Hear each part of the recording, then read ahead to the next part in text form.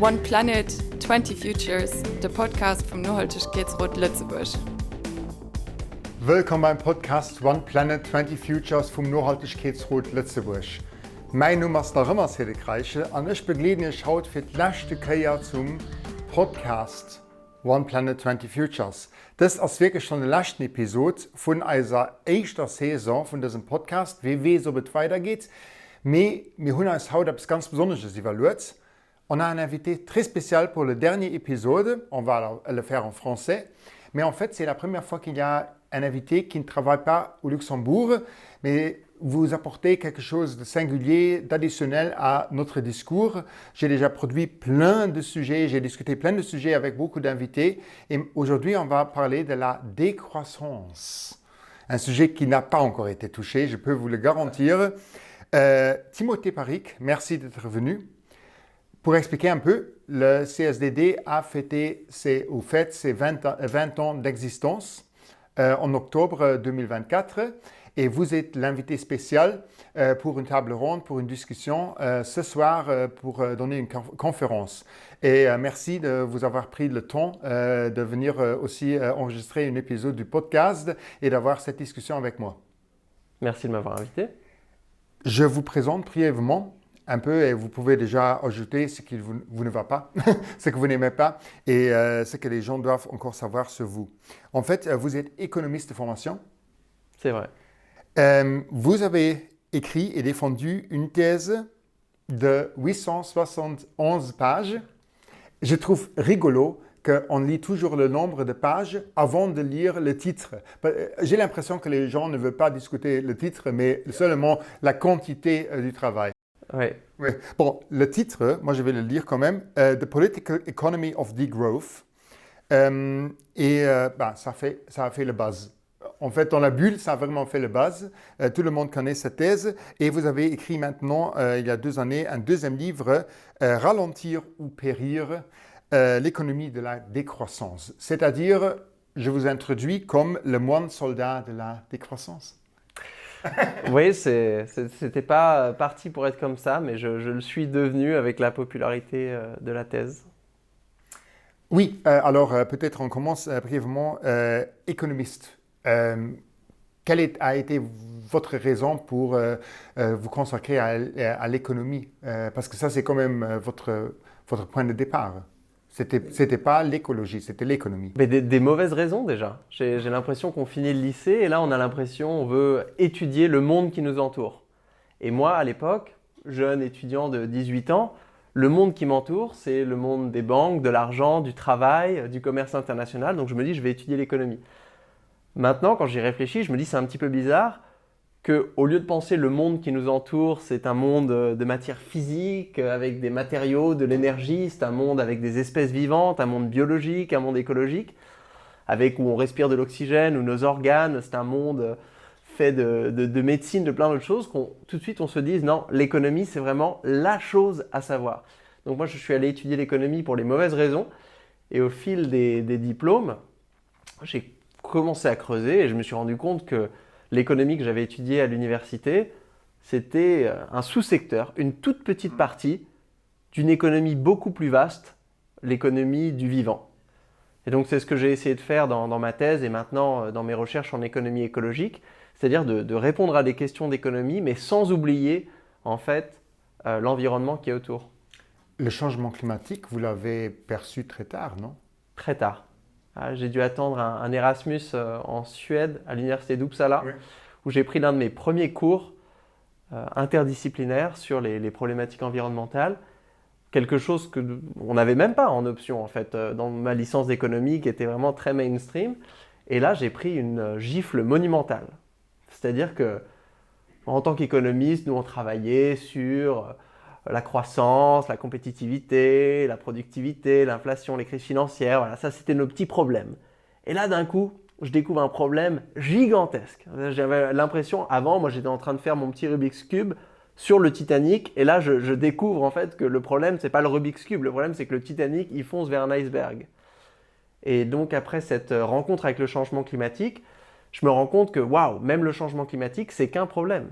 Il y avait aussi l'acidification des océans, il y a aussi l'érosion de la biodiversité, Il y a aussi tout plein de problématiques liées aux produits chimiques, liées à nos prélèvements en eau. Et donc là, je découvre en fait, pour moi, les véritables problématiques économiques du XXIe siècle. Une gifle pour beaucoup d'économistes est déjà le mot décroissance. Comment est-ce que quelqu'un qui défend la décroissance peut avoir une vision du futur? Moi déjà, je viens de l'économie et je viens des théories de la croissance. Donc moi j'ai commencé par être un spécialiste de la croissance économique. Et donc en tant qu'économiste, on essaie de comprendre qu'est-ce que c'est que la croissance, d'où est-ce qu'elle vient, pourquoi est-ce qu'un pays va réussir à croître et un autre, qu'est-ce qui se passe justement quand on a une crise économique et un pays va venir se contracter. Et en étudiant un petit peu la dépendance en fait des économies vis-à-vis de l'énergie et des matériaux, de comprendre que cette croissance, elle n'était pas immatérielle, elle n'était pas dématérialisée. Je me suis posé une question, je me suis dit, tiens, si on a ce mouvement de croissance qui vient vraiment alourdir l'empreinte écologique d'un pays, et si on veut vraiment faire baisser cette empreinte, est-ce qu'on ne pourrait pas explorer l'hypothèse d'une décroissance? Donc moi, ça me paraissait logique, même en tant qu'économiste. Croissance qui alourdit l'empreinte écologique, décroissance qui va venir alléger l'empreinte écologique. Donc instinctivement, ça paraissait pas très controversé. Si on étudie la croissance, bien sûr, on peut étudier son contraire, la décroissance. Je me suis rendu compte que c'était en fait beaucoup plus controversé que ça. Et ça fait maintenant 10 ans que j'étudie donc les théories de la décroissance. Dans le dernier rapport du GIEC, IPCC, le mot croissance apparaît 15 fois et le mot décroissance aucune fois. Quel argument principal pour déconstruire le paradigme de la croissance des politiques libéraux? Et est-ce qu'il y a un langage que vous rencontrez qui a plus de réception? Déjà, petite correction, dans le dernier rapport du GIEC, donc l'AR6, oui, le mot décroissance apparaît plusieurs fois, à la fois dans le rapport du Working Group 2 et du Working Group 3. Non seulement le mot décroissance apparaît, mais il apparaît cité avec beaucoup d'articles de littérature sur la décroissance. On parle aussi de post-croissance. Donc le dernier rapport du GIEC, justement, c'est le moment où une grande instance scientifique reconnaît, parce que le rapport du GIEC fait des synthèses de littérature, où les autrices et les auteurs du GIEC viennent chercher tous les concepts utiles pour penser le changement climatique. Donc quand le rapport du GIEC, dans son rapport, vient parler de décroissance et de post-croissance, ça veut dire en fait que c'est un concept scientifique aujourd'hui qui a de la valeur pour ces discussions. Donc moi justement, ce que j'ai observé depuis 10 ans, il y a 10 ans la décroissance, c'était des théories très niches, très hétérodoxes comme on dit en économie, c'était des trucs, il n'y avait pas forcément de livres de best-sellers, il n'y avait pas de podcast, on ne pouvait pas écouter ça à la radio, on ne pouvait pas regarder des documentaires Arte sur la décroissance, c'était quelque chose vraiment très obscur. Ça a complètement changé. C'est-à-dire qu'il y a 10 ans, il y avait peut-être une trentaine d'articles scientifiques publiés chaque année. Ce n'est pas beaucoup sur le sujet. Aujourd'hui, il y en a plus d'une centaine. C'est-à-dire qu'il y a aujourd'hui 1200 articles scientifiques qui ont été publiés sur la décroissance. C'est vraiment un milieu académique en pleine effervescence. Il y a énormément d'étudiants qui décident d'écrire des mémoires sur la décroissance, des doctorats sur la décroissance. Et on a parlé du rapport du GIEC. Le prochain rapport de l'IPBES sur la biodiversité aura une section sur la décroissance, c'est moi qui l'ai écrite, donc je peux être sûr qu'elle sera là. Donc là aussi, ça veut dire que maintenant, les théories de la décroissance font partie intégrante de cette espèce de panorama des concepts autour du développement durable. Mais est-ce que la décroissance ne fait pas peur dans une société comme le Luxembourg où on dit qu'on n'a pas de choix, qu'on doit avoir une croissance du GDP, du PIB, parce que sinon on ne peut pas financer les retraites, on ne peut pas financer notre système social. C'est-à-dire cette croissance, elle est inhérente à notre mode de vie. Alors pour moi, on a peur des mauvaises choses. C'est-à-dire que d'un côté, on a des scientifiques qui nous disent nous sommes en train de dépasser les limites planétaires, ce qui amène une dégradation potentiellement irréversible des écosystèmes, ce qui fait qu'on va manquer d'eau, ça sera plus difficile de faire pousser de la nourriture, on va se retrouver avec des événements météorologiques extrêmes, des inondations, des tempêtes, et tous ces événements vont toucher les populations les plus vulnérables. Donc ça, c'est assez effrayant, ça fait quand même le jour d'après, ça fait film apocalyptique, hollywoodien, ça fait peur. On imagine, waouh, on ne va plus pouvoir se nourrir, ça va devenir très difficile de trouver des ressources, il va y avoir des conflits géopolitiques qui vont s'organiser autour de ces ressources qui deviendront de plus en plus rares. Là, on est vraiment dans du Black Mirror, là, c'est vraiment de la belle dystopie apocalyptique. À côté de ça, quand on compare un PIB qui baisse, est-ce que ça devrait vraiment faire peur? Déjà, 99,9% des gens ne savent pas ce que c'est que le PIB véritablement. Même la plupart des économistes ne savent pas le calculer parce que c'est très compliqué. Il faut vraiment avoir étudié la comptabilité nationale. Même en France, il y a juste une équipe d'une trentaine de personnes qui sait calculer le PIB.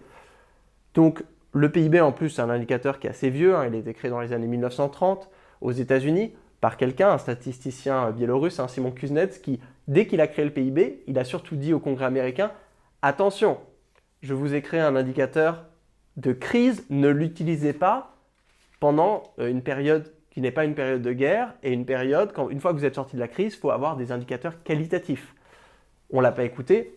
Donc aujourd'hui, en fait, notre peur, elle est mal placée. Que le PIB, il augmente ou qu'il baisse, ce n'est pas vraiment important comparé à l'importance de maintenir en fait l'habitabilité de la Terre. Parce que si nous perdons en fait les écosystèmes et tous les services qu'ils nous apportent, qui sont absolument nécessaires pour faire fonctionner une économie, qu'on ait un PIB énorme ou tout petit, ça ne changera rien en fait. On ne pourra plus faire fonctionner l'économie. Der kritische Geist. L'esprit critique, je crois que vous le connaissez, c'est Leif Phillips, un écrivain scientifique. Il a écrit « Je dirais également que la décroissance diagnostique fondamentalement mal la cause du changement climatique et, par conséquent, repose sur une théorie du changement médiocre. » Bon, déjà, c'est beaucoup d'honneur de l'appeler un écrivain scientifique. Il faut quand même se concentrer sur le fait que pour être scientifique, il faut travailler à l'université pour faire de la recherche scientifique. Quand on écrit juste des livres comme ça, notamment les ouvrages de Leif Phillips, on est juste essayiste ou auteur, je vais bien. Donc Leif Phillips, ça fait des années qu'il caricature un petit peu la décroissance, sans vraiment jamais rentrer dans le vif du sujet. La décroissance, on l'a vu, c'est une littérature scientifique. C'est-à-dire que ce n'est pas une idée générale, on ne peut pas en parler de la décroissance dans les années 70, dans les années 2000.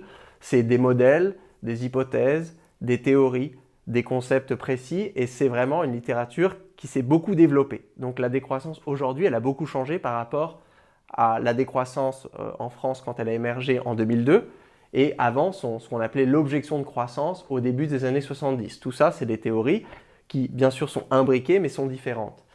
Donc là, Leif Phillips, qu'est-ce qu'il nous dit deux choses. Peut-être que la décroissance, elle n'a pas le bon diagnostic du problème. Peut-être que ce n'est pas la croissance le problème.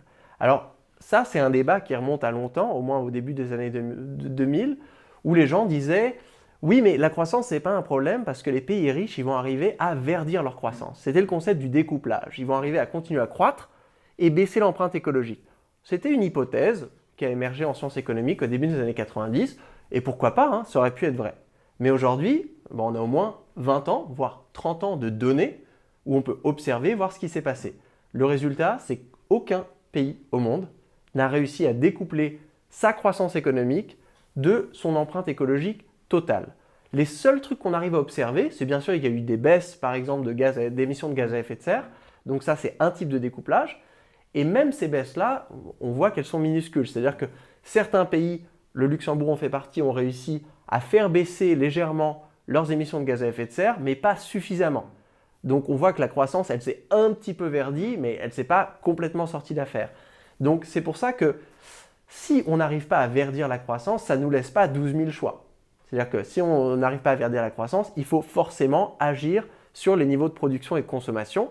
Après, bien sûr, agir sur la production et la consommation, ce n'est pas un bouton au ministère de l'économie, c'est énormément d'instruments à l'échelle des ménages, des entreprises et du gouvernement pour arriver à décider de renoncer à produire certains biens et services qui sont très intenses en ressources et aussi à renoncer à les consommer. Donc c'est quelque chose, pour moi, aujourd'hui, avec les preuves qu'on a, et ce sont des preuves justement qui sont communiquées dans le dernier rapport du GIEC, dernier rapport du GIEC qui en fait la synthèse de dire « Nous observons dans certains pays un découplage partiel concernant les gaz à effet de serre, mais ce découplage n'est pas suffisant. » Et d'ailleurs, le rapport du GIEC montre aussi qu'aucun découplage n'est observé concernant l'utilisation des matériaux. Ça, c'est absolument fondamental parce que les gaz à effet de serre, on va dire, c'est le découplage le plus facile. Il suffit d'arrêter d'utiliser des énergies fossiles et d'utiliser des énergies renouvelables. En théorie, c'est facile. Mais comment est-ce qu'on fait pour produire et consommer plus sans utiliser plus de matériaux? Ça, c'est beaucoup plus difficile parce qu'on passe pas de matériaux fossiles aux matériaux renouvelables. C'est matériaux, ça reste toujours des matériaux. Donc le fait qu'aujourd'hui, on est des pays avec un énorme PIB, donc qui produisent et consomment énormément, et donc une énorme empreinte qui ne s'est pas découplée, ou qui ne s'est pas découplée assez vite, et donc l'hypothèse de la croissance verte, elle est de moins en moins crédible plus on avance. Surtout parce que plus on avance, donc là on a 30 ans de preuves empiriques pour nous montrer que nous n'avons pas réussi à verdir la croissance, mais l'urgence écologique, malheureusement, elle s'est accélérée parce que les écosystèmes se sont dégradés plus vite que prévu, malheureusement, et parce qu'on le sait bien, hein, par exemple pour le changement climatique, c'est une histoire de budget. Donc il faut limiter un budget, donc il faut atteindre la neutralité carbone le plus rapidement possible pour limiter l'utilisation du budget qui reste. Et donc, bien sûr, la transition dans les années 90, on avait beaucoup de temps, donc on pouvait se permettre d'avoir des hypothèses, de dire peut-être que le progrès technologique va nous sauver. Mais là maintenant, qu'on n'a plus 30 ans, mais 5 ans, ça paraît un petit peu difficile de se dire oui, le progrès technologique va nous sauver en 2025. Là, on se dirait, mais comment? Une autre critique de la décroissance est que l'être humain, il veut toujours avoir plus, que c'est dans notre nature de vouloir grandir, croître et tout ça. Moi, je trouve ça bizarre parce que la première expérience qu'on fait en tant qu'être humain, c'est celle de la croissance. Donc, on est tout petit et donc on va gagner en centimètres et en kilos jusqu'à l'âge de 25 ans, on va dire, où là, magie, on arrête de grandir. Et c'est pas un désastre. C'est-à-dire que moi, je fais 1m80 depuis que j'ai 25 ans. À 26 ans, 27 ans, je me suis pas dit il faut absolument que je gagne en centimètres, il faut relancer la croissance des centimètres de Timothée Parry. Non. En fait, la croissance quantitative s'est arrêtée. Et maintenant, je suis passé à un développement qualitatif. C'est-à-dire que j'ai plus d'amis, j'ai plus de connaissances, j'ai plus d'expérience de vie. Et c'est ça qui vient définir mon bien-être. Mais mon bien-être n'est plus corrélé à mes kilos et à mes centimètres. Ça serait un petit peu bête. Donc là, notre erreur, c'est de penser que la croissance, c'est un régime permanent. Il n'y a aucun système qui croît à jamais. Le seul organisme vraiment qui croît sans aucune limite et sans jamais s'arrêter, c'est les cellules cancéreuses. Et même elles, ça finit par s'arrêter quand elles ont dégradé tout leur environnement. Donc, même dans l'économie du vivant, il y a cette certaine sens de la proportion où on vient croître et on s'arrête à partir du moment où on atteint la maturité, la bonne taille en fait, qui nous permet de pouvoir prospérer. Et on voit, moi j'invite les gens à nous regarder, pensez à n'importe lesquels de vos besoins, que ce soit mon besoin de m'habiller. Est-ce que j'ai besoin d'avoir une croissance de 2% du nombre de vêtements par an? Non, j'ai besoin d'avoir assez de vêtements pour pouvoir m'habiller de manière correcte. Si j'en ai pas assez, donc je suis en situation de sous-consommation, il faut en effet que j'en ai plus. Si j'en ai trop, je peux me permettre d'en avoir moins. Pareil pour les médicaments. Est-ce qu'il faudrait dire, oui, on va produire tous les ans 5% fois plus? Non. Les médicaments, le jour où je suis malade, il faut juste que j'ai accès à un médicament qui puisse me permettre de retourner à la pleine santé. Donc on voit que la satisfaction des besoins, anthropologiquement, c'est quelque chose qui répond à des seuils de satiété. C'est-à-dire qu'il y a un besoin qui se crée, on satisfait le besoin, c'est terminé. Donc les processus économiques, si l'économie c'est l'organisation sociale qui permet de contenter, de satisfaire des besoins, ça devrait être aussi quelque chose d'assez éphémère. C'est-à-dire de se dire, tiens, s'il y a un besoin qui apparaît, par exemple, tiens, aujourd'hui on aimerait se déplacer plus en vélo. Peut-être que nous n'avons pas les vélos, peut-être qu'il n'y a pas les vélos électriques cargo pour les enfants, très bien, on va les produire. Mais l'objectif, c'est pas de produire de plus en plus de vélos cargo jusqu'à ce qu'on en ait 12 à la maison. L'objectif, c'est de venir contenter un besoin qui est fini. Et donc là, on se rend compte que si tous les besoins sont finis, pourquoi est-ce qu'on a une croissance infinie comme objectif de développement macroéconomique? C'est une vision en fait du futur qui est assez pauvre parce que la croissance, c'est juste l'augmentation. On va dire le but de l'économie, c'est qu'elle soit de plus en plus grosse. C'est un peu comme du culturisme, de la muscu vraiment financière, de se dire on va bien muscler notre PIB et chaque année, il faut que ce soit plus gros, plus gros, plus gros, plus gros, plus gros. C'est une vision assez pauvre du développement. Top Flop. Qu'est-ce que vous ne voulez plus devoir expliquer?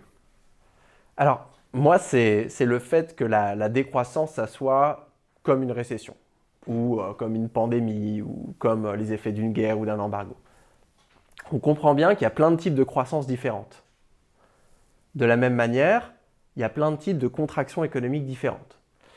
Et on peut imaginer donc une récession, par exemple liée à une pandémie, c'est un choc, on dit exogène en économie, il arrive de l'extérieur, on ne peut rien y faire, on ne l'a pas vu arriver, et on s'y adapte. Et très souvent, c'est une adaptation douloureuse.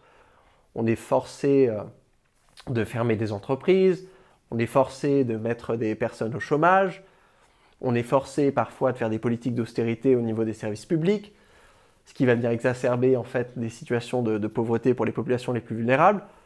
C'est quelque chose de terrible. Mais ça, on peut imaginer aussi, on pourrait le faire dans un contexte où on décide de ralentir de manière coordonnée et organisée. Moi, l'analogie que je préfère, c'est la différence entre le régime et l'amputation. Si on le mesure en termes de kilos, perdre 20 kilos, je peux le faire en 2 ans, en assainissant mon régime, en faisant du sport, ou je peux me couper la jambe tout de suite. Je perdrai 20 kilos, ce sera la même chose. Donc là, pareil, décroissance, récession, si on regarde le PIB, on se dit, c'est la même chose, c'est une économie qui devient plus petite. Mais non, en fait, côté récession, c'est une amputation économique, un choc externe qui va avoir des conséquences désastreuses. Et la décroissance, c'est plus un régime économique. Elle va être sélective, elle va se faire graduellement. Pour alléger l'empreinte écologique, elle va se faire dans un esprit de justice sociale pour protéger les plus vulnérables. Et les deux phénomènes n'ont vraiment rien à voir. Donc j'ai un petit peu l'impression que, et ça revient à la première question, quand on dit « Ah, la décroissance, c'est comme la récession », on reste un petit peu dans cet imaginaire de la peur, de se dire si une économie ne va pas croître à jamais, c'est mal. Quelque chose de problématique va se passer. Et ce qui est un petit peu naïf, parce que les gens, en plus, peut-être ne savent pas que toutes les économies à haut revenu sont dans des situations de ce qu'on appelle une stagnation séculaire. Donc elles sont en train d'arrêter de croître de toute manière. Donc si on ne vient pas les réformer et repenser un peu notre modèle de développement, elles seront coincées dans une récession permanente. Amputation permanente. Donc je préfère organiser un régime pendant une décennie, quelques années, pour avoir une économie qui puisse prospérer sans croissance sur le très long terme, plutôt qu'avoir une économie dépendante de la croissance, mais qui ne puisse plus croître, qui va se retrouver chaque année à devoir amputer un orteil, un doigt ici et là. Une autre réalité du Luxembourg, c'est que le stress des gens a augmenté considérablement les dernières années. En même temps, si on utilise votre titre de livre, « Ralentir ou périr », ça fait peur, ralentir, parce qu'on veut avoir moins de stress, tout le monde est stressé, mais on a peur de ralentir. Comment est-ce que ça va ensemble? Qu'est-ce qui nous fait peur en fait? Alors, déjà, c'est assez paradoxal parce que les gens sont stressés souvent parce qu'ils tombent dans ce qu'on appelle la pauvreté temporelle. La pauvreté temporelle, c'est quand on n'a pas assez de temps pour faire toutes les choses qu'on a envie de faire. Et donc, on se retrouve en fin de journée, j'ai pas eu le temps de faire ça, j'ai pas eu le temps de faire ci, et donc on est stressé. Et souvent, on a ça parce qu'on travaille trop. Donc ça, c'est aussi l'un des côtés négatifs de la croissance économique, c'est pour produire de plus en plus de choses, il faut mettre les heures de travail pour pouvoir les produire. Pour consommer de plus en plus de choses, il faut pouvoir les acheter. Pour avoir ce pouvoir d'achat, il faut travailler de plus en plus pour pouvoir gagner l'argent qui nous permette de consommer. Donc on voit que c'est un petit peu un cercle vicieux. Et ralentir, c'est se dire, tiens, est-ce que je ne vais pas essayer de libérer des heures? De se dire, je vais passer moins de temps peut-être à produire des marchandises dans une entreprise sur un marché, donc ce qui est mesuré par le PIB et la croissance, mais ça va libérer des heures pour peut-être participer à la vie associative de mon quartier, passer plus de temps avec mes enfants, lire des livres, démarrer une chorale, ou je ne sais pas, toutes ces choses qui ne sont pas comptées dans le PIB, mais qui contribuent à notre bien-être. Qui contribuent non seulement à notre bien-être, mais à ce qu'on appelle aussi des processus de reproduction sociale. C'est-à-dire que pour pouvoir travailler, il faut être en bonne santé mentale, il faut avoir de l'énergie. Si on surtravaille, on a un burn-out individuellement. Et ça peut se passer aussi à l'échelle d'une communauté. Si la communauté, en fait, elle n'a pas d'association, elle n'a pas de vie politique, elle n'a pas de vie artistique, au bout d'un moment, ces services socio-systémiques, en fait, ils se dégradent, un petit peu comme un écosystème. Et ça peut mener à l'équivalent de ce qu'on appelle une récession sociale, c'est-à-dire un burn-out collectif, où en fait les voisins commencent à se détester, on ne se parle plus, il y a des divisions politiques qui sont insurmontables, l'accès à l'art devient extrêmement élitiste, et ça en fait c'est mauvais même pour la croissance, parce que les gens ensuite ils sont déprimés, ils ne peuvent plus produire même les marchandises pour un marché.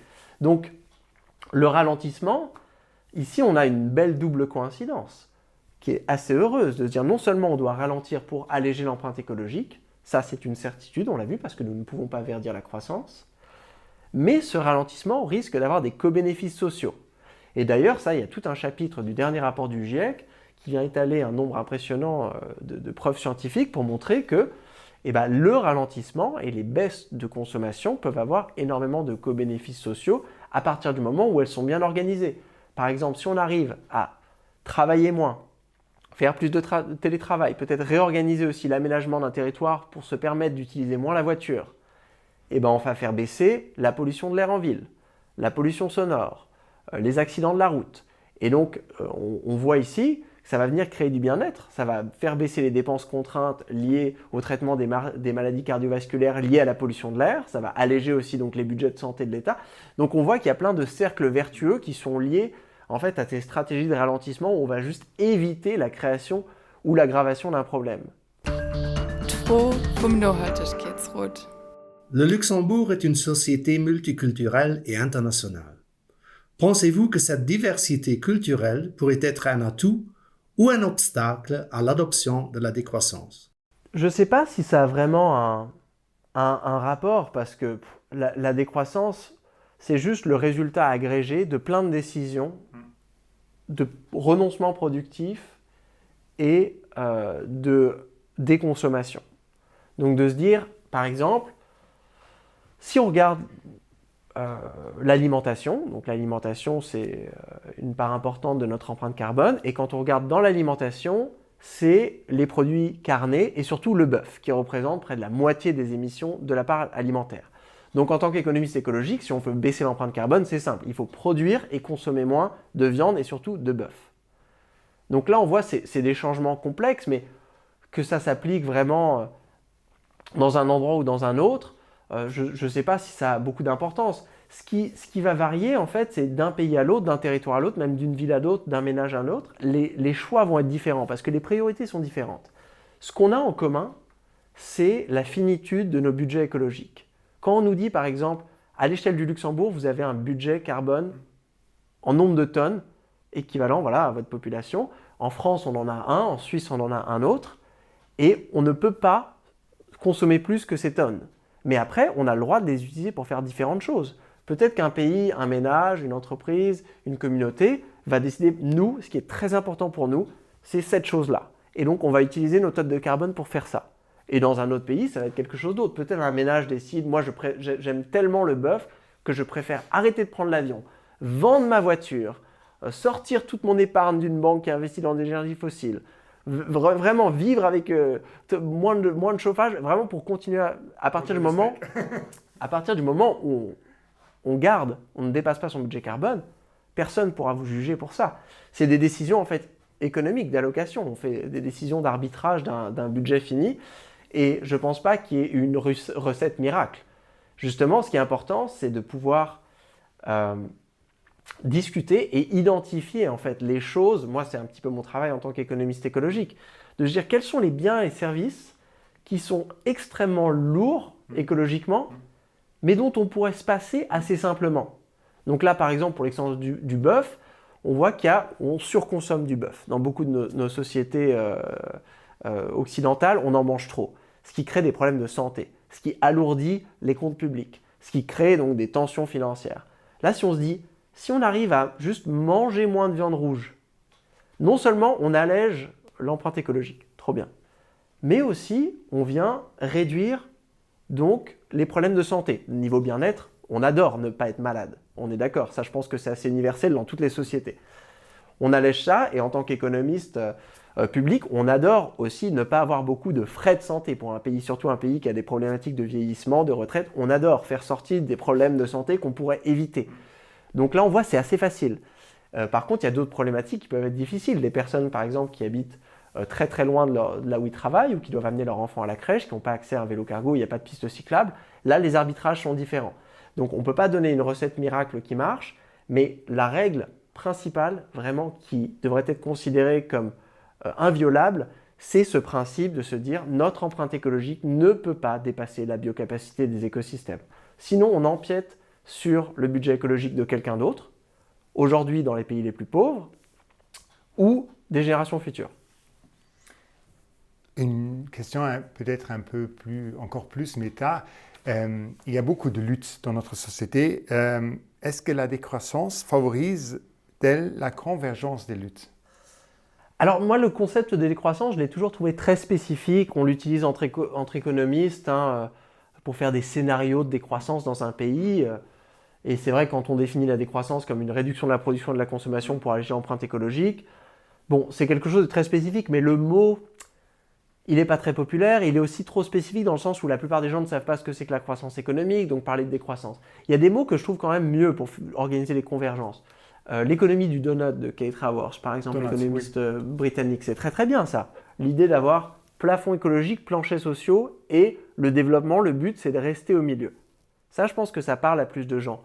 Il y a des concepts aussi comme l'économie sociale et solidaire en France, qui est beaucoup plus à même de faire travailler les acteurs, par exemple, les tiers-lieux, les coopératives qui sont déjà un petit peu dans l'économie du futur. Et eux, quand on leur parle de décroissance, ça ne leur parle pas parce qu'ils se disent « mais nous, en fait, notre secteur, on fait déjà des choses qui doivent s'étendre. » Le convivialisme aussi, qui est une sorte de philosophie anti-néolibérale qu'on a en France. Donc ça aussi, c'est imaginer une économie conviviale ou convivialiste, c'est peut-être un concept beaucoup mieux pour faire des alliances que décroissance. Donc moi, j'ai un petit peu tendance à diviser, de dire la décroissance, on le garde un petit peu pour parler de choses académiques.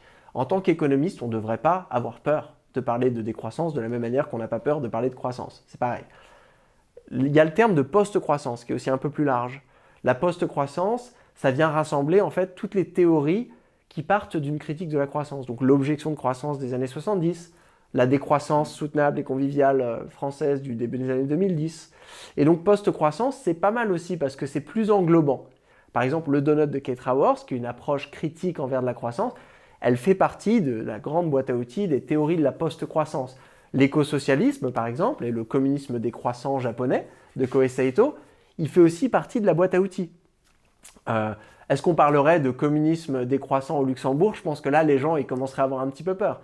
Donc, il faut aussi se dire que le but des concepts académiques, ce n'est pas de créer des guerres d'opinion et de faire des débats. Non, le but, c'est de stimuler des conversations.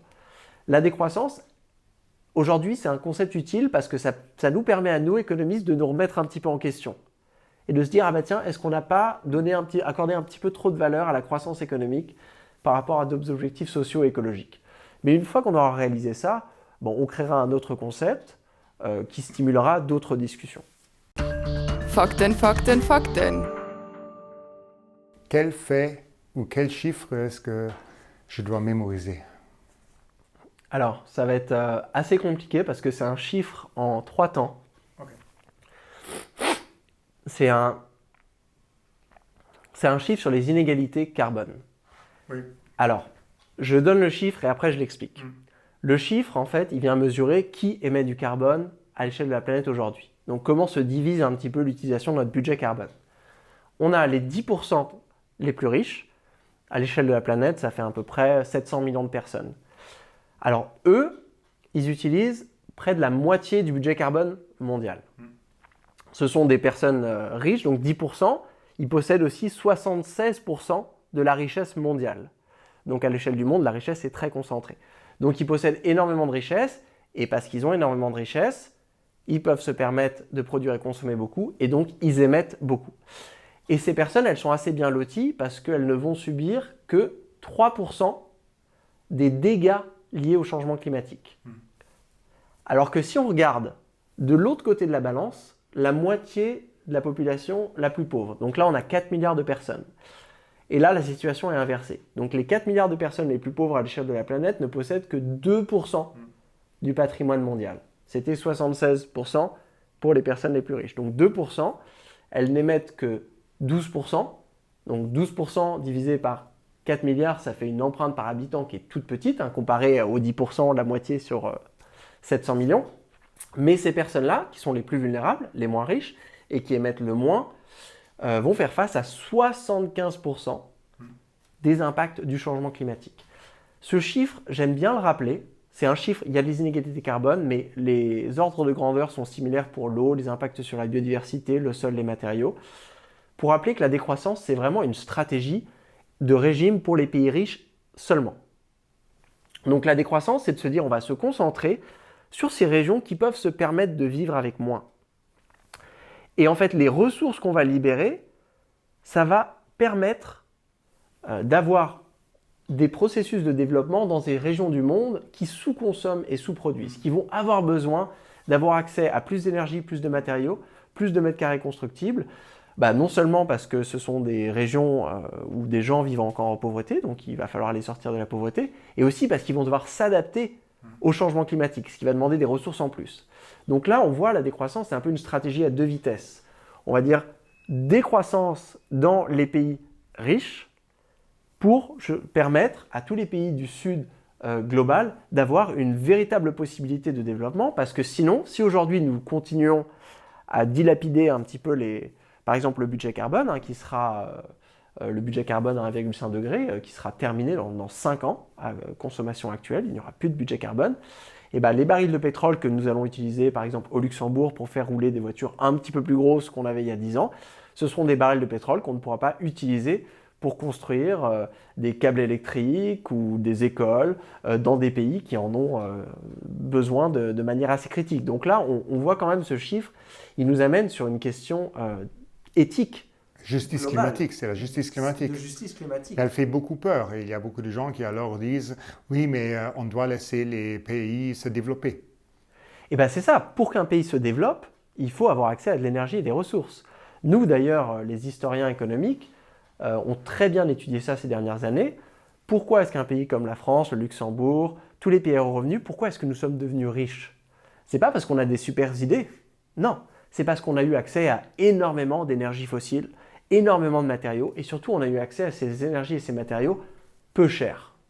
Ils n'étaient pas chez nous, on allait les chercher ailleurs, souvent à travers des stratégies impériales, coloniales, très violentes, et donc on a eu accès en fait à toutes ces ressources gratuitement. Ça nous donnait un gros boost de développement. Et aujourd'hui, on dit, développez-vous. Mais les pays du Sud, ils vont aller les chercher où, les ressources naturelles? Il n'y a pas, en fait, il faudrait une autre planète avec des pays encore plus pauvres qui pourraient coloniser pour... Ça ne marche pas. Aujourd'hui, la seule stratégie de développement dans les pays du Sud, c'est une stratégie basée sur le partage d'un budget fini. Et c'est d'ailleurs la synthèse d'Olivier de Schutter, qui est le représentant aux Nations Unies sur les sujets de la pauvreté, qui vient de publier un rapport, il y a 2 mois, qu'il a appelé « Éradiquer la pauvreté au-delà de la croissance ». Et c'est son message principal. Il dit la stratégie de se dire « Ah bah tiens, il faut les faire croître pour qu'ils rattrapent » ne va pas fonctionner, parce qu'on n'aura pas assez de ressources naturelles. Là, aujourd'hui, l'éradication de la pauvreté, elle doit se faire en parallèle de l'éradication de la richesse extrême. Alors je sais que c'est un petit peu nouveau. Nous, les économistes, on n'a pas l'habitude de penser avec des contraintes comme ça de ressources finies. Mais aujourd'hui, malheureusement, sur les décennies à venir, il va falloir penser un petit peu de ce jeu à somme nulle, que si on veut pouvoir utiliser de l'énergie, des matériaux dans les pays qui en ont vraiment besoin, il va falloir réduire son usage dans des pays qui en ont moins besoin. Mais c'est un shift de paradigme radical. C'est assez radical, mais en même temps, ça ne me paraît pas non plus infaisable. Et quand on regarde, moi ça fait que 10 ans que je travaille sur le sujet, j'ai l'impression que les mentalités, elles ont déjà bien changé. Donc c'est quelque chose où aussi, quand on parle de transition, de quelque chose de difficile à faire, il faut parler de comment est-ce qu'on partage l'effort de transition. Et instinctivement, ça me paraît quand même assez rationnel de dire que les pays les plus riches aujourd'hui, nous, on a beaucoup de marge de manœuvre. C'est-à-dire on peut se permettre de faire des choses très compliquées, très radicales, parce qu'on a beaucoup de filets de sécurité qui nous protègent au cas où si ça ne marche pas. Ce qui n'est pas le cas d'un pays très pauvre. Un pays très pauvre où, par exemple, l'intégralité de son budget national en fait, provient de l'exportation de produits fossiles, s'il essaye d'arrêter d'exporter des produits fossiles, son pays peut s'effondrer, véritablement, l'intégralité de l'économie peut s'effondrer. Ce n'est pas le cas de la France, du Luxembourg, de la Suisse, des États-Unis. Donc aujourd'hui, on devrait accepter notre responsabilité dans les pays du Nord et de se dire, les stratégies les plus radicales, c'est pour nous. Et justement, de se dire, on va devoir être beaucoup plus radical que la moyenne pour permettre à ceux qui sont dans des situations vulnérables en fait, d'avoir des marges de manœuvre beaucoup plus protectrices que celles qu'on aura ici. Si on veut maintenant mettre en œuvre votre vision du futur, quel est le premier pas à prendre? Le premier pas, c'est de faire un switch complet au niveau des politiques publiques. Au lieu d'essayer de relancer la croissance, de faire des politiques de croissance, d'essayer de stimuler la production, la compétitivité, la productivité, qui sont des objectifs économiques. Donc on l'a vu, l'économie, si l'économie c'est une sous-sphère de l'économie du vivant, ça on voit c'est beaucoup trop étroit. Donc là il faudrait faire donc des politiques de décroissance, on l'a vu pas pour toujours, mais pendant cette période de régime, de se dire ah bah tiens, pendant les années qui viennent, la transition écologique est tellement importante que ça va être ça nos objectifs prioritaires. On va mettre de côté la compétitivité, la productivité, on va mettre de côté les cibles d'inflation, les paliers de croissance, la dette. On va mettre ça de côté. Ça, c'est des aspects administratifs, on va s'arranger. Ce qui est vraiment très important, c'est de réduire les mètres carrés de sol artificialisé, le nombre d'espèces qui disparaît chaque année, les mètres cubes d'eau que l'on vient prélever et les tonnes de matériaux et de carbone que l'on mobilise. Donc ça serait déjà un changement de politique publique. Et bien sûr, il faut que ces politiques publiques, elles viennent informer des révolutions aussi locales à l'échelle des municipalités qui, elles aussi, vont intégrer cette finitude et se dire, ah bah tiens, si on a un budget limité, comment est-ce qu'on va l'utiliser? Et les entreprises, pareil, au lieu de rester un petit peu dans cette course, bon, non pas à la croissance, mais à la croissance des profits, du chiffre d'affaires, cet aspect un petit peu très capitaliste, compétitif, de se dire, bah tiens, nous, on va activer nos compétences et nos infrastructures pour accélérer la transition écologique. Parce qu'on l'a vu, si la décroissance est définie comme un régime temporaire, on a tous intérêt à le faire de la manière la plus rapide possible parce que ça nous sauvegarde le plus de ressources. Et donc, si on arrive à mobiliser en fait la puissance d'innovation des associations, des communautés, des entreprises pour justement faire la transition écologique au lieu de juste produire plus, là on peut potentiellement activer une force. Ma toute dernière question, est-ce qu'il existe un exemple où on voit que la décroissance peut fonctionner? Alors la décroissance en tant que telle, si on la définit vraiment comme une politique publique annoncée comme telle, non. Mais on arrive quand même à trouver plein de petites expériences. Ça peut être des entreprises qui viennent se dire, ah bah tiens, nous là on a réalisé que cette gamme de produits, là une entreprise en France qui vient de l'annoncer par exemple, qu'elle s'est identifié que les lingettes pour bébé, c'était sa gamme de produits qui alourdissait le plus son empreinte. Donc elle se dit, bon, on va arrêter de les faire. Problème, c'est aussi leur produit le plus lucratif. Donc on arrête de les faire, ça va faire baisser notre empreinte, mais ça va aussi faire baisser notre chiffre d'affaires de 20%. On l'accepte. On l'accepte, et là on voit c'est une stratégie de décroissance. Pareil, quand on regarde, et c'est une tendance qui est quand même assez répandue dans beaucoup de pays, plein de personnes qui se disent « Ah bah tiens, moi je me sens très concerné par le changement climatique, je vais arrêter de manger de la viande, je vais moins prendre la voiture, je vais arrêter de prendre l'avion. » Donc là, tous ces phénomènes de simplicité volontaire et de déconsommation, c'est des exemples en fait, de décroissance ici, la microéconomique. Ce qui nous manque en fait, c'est le chef d'orchestre. C'est de se dire « Ah bah tiens, toutes ces choses-là qui sont en train de se passer, on a beaucoup de déconsommation et de simplicité volontaire, mais on a aussi beaucoup de publicité et d'obsolescence programmée qui contrebalancent. Est-ce qu'on ne se dirait pas accordons nos violons et faisons cette transition écologique pendant ces quelques années qui nous permettrait de faire baisser l'empreinte écologique sous la biocapacité. C'est cette coordination aujourd'hui qui manque et les pays commencent un petit peu à utiliser d'autres indicateurs que le PIB, les budgets bien-être par exemple en Nouvelle-Zélande, pour se dire est-ce qu'on ne peut pas faire des politiques de santé globale et je pense que bientôt la prochaine étape, ça sera de se rendre compte que les politiques de santé globale doivent prendre en compte l'écologie et qu'aujourd'hui, on va devoir passer par cette phase de décroissance et quitte à y passer, autant l'organiser pour qu'elle se passe le mieux possible. Timothée Parik, merci beaucoup pour la conversation. Merci. Ich so nervig auch vielmals merci für die Nachlauschen und für die Gucken. Das war der letzte Podcast von der ersten Saison von Podcast One Planet 20 Futures vom Nachhaltigkeitsrat Lützeburg. Ich so nicht vielmals merci für die Nachlauschen und für die Gucken. Diskutiert weiter, wenn ich über den Podcast, weil die könnt alle Episoden natürlich noch gucken. Die dann nicht gelauscht hat, lauscht sie vielleicht nur für dich. Und die schon gelauscht hat, lauscht sie nach ein Kehr. Und da diskutiert, wenn ich mehr kontrovers mit ihrer Freunde, mit ihrer Familie, mit ihren Kollegen über diesen Podcast. Wie weiß, vielleicht kommen wir herum, es gibt noch viel zu beschwätzen. Ich so schon mal vielmals merci auch dem Nachhaltigkeitsrat Lützeburg für die Unterstützung, für die Organisation, dem Nathalie Schröder, an dem Sebastian für Technik. Und ja, ich meine, mein Klemmbrett brauche ich schon nicht mehr. Und du mir da heißt merci und denkt dran, One Planet, 20 Futures, Zukunft also lo.